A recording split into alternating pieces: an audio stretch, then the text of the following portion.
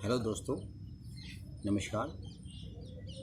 Om Prakash Ayurveda official में आपका हार्दिक स्वागत है। कैसे हैं आप दोस्तों? हम भगवान से प्रार्थना करते हैं कि आप सदा खुश रहें, निरोग रहें।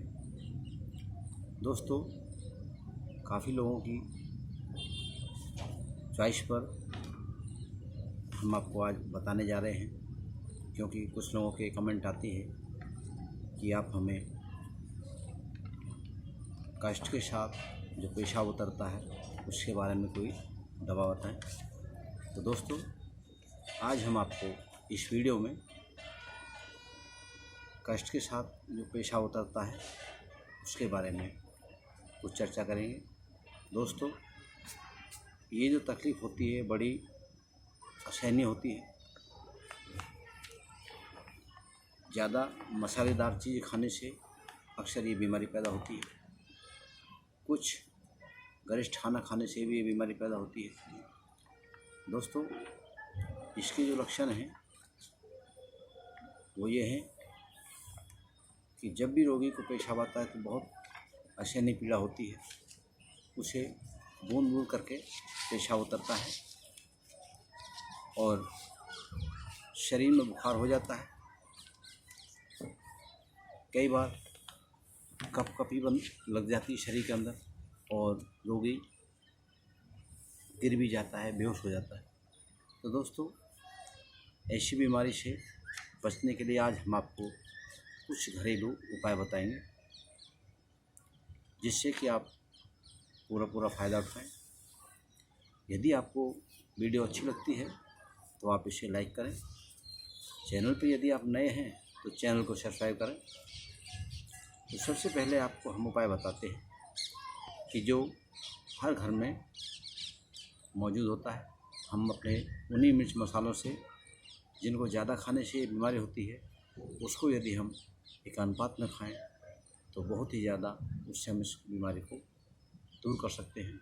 तो दोस्तों, सबसे पहला हम आपको उपाय बताते हैं कि जो पीला पेठा होता है, पेठे की सब्ज़ी आपने खाई होगी और पेठे को भला कौन नहीं जानता है।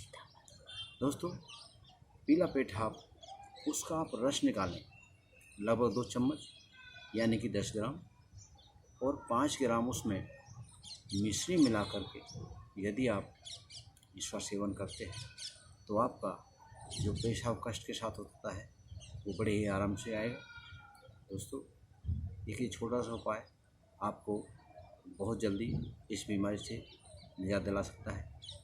दोस्तों, त्रिफला हर घर में होता है। यदि आप 1 चम्मच त्रिफला, उसमें थोड़ा सा शहद मिलाकर यदि उसका भी आप सेवन करते हैं तो इस बीमारी से आपको निजात मिल सकती है। दोस्तों, जवाखा यदि आपके घर में नहीं है, चलो कोई बात नहीं, तो आप थोड़ा सा जीरा भून करके उसमें काला नमक मिला करके और मट्ठे के साथ यदि आप इसका सेवन करें तब भी आपको इस बीमारी से निजात मिल सकती है।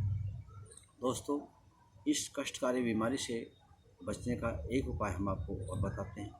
तो वो ये है कि आप यदि बाज़ार में रहते हैं या फिर आपके आसपास कोई दवाई की दुकान है तो वहाँ से आपको गोरक्ष आदि गोगलू ले सकते हैं। उसमें से आप 2 टैबलेट सुबह और 2 टैबलेट शाम ताज़ा पानी के साथ ले सकते हैं, जिससे आप इस बीमारी से निजात पा सकते हैं। दोस्तों, जाति फलादी चूर्ण भी ये आयुर्वेद में होता है। यदि आप इसे लें और इसका सेवन करें तो इससे भी आपको इस बीमारी से छुटकारा पा सकता है। दोस्तों, चंद्र प्रभावटी ये भी एक टैबलेट होती है।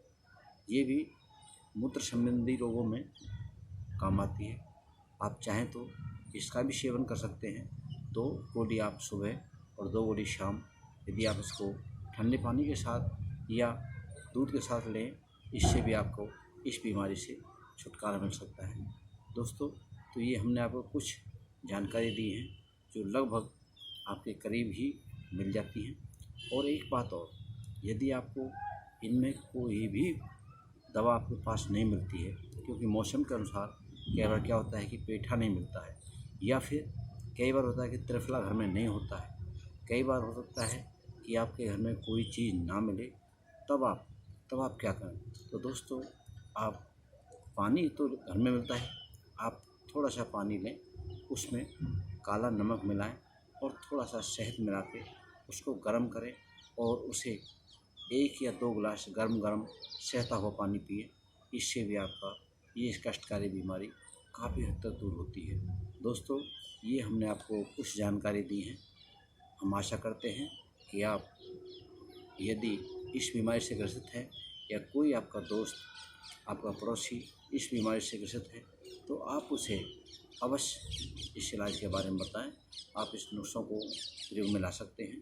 दोस्तों, कभी भी किसी भी बीमारी को छोटा नहीं समझना चाहिए, क्योंकि ये बीमारियां अक्सर आगे जाके एक विकराल रूप लेती हैं, जिससे बड़ा निपटना बड़ा मुश्किल होता है और फिर हमें मजबूरन होकर के डॉक्टर के पास भागना पड़ता है। और फिर आप जानते हैं कि आप कितना कुछ खर्च करके इस बीमारी से छुटकारा पाते हैं। तो दोस्तों, आप आरंभ में ही इस बीमारी को जितना हो सके उतना जल्दी इसका बचाव करें।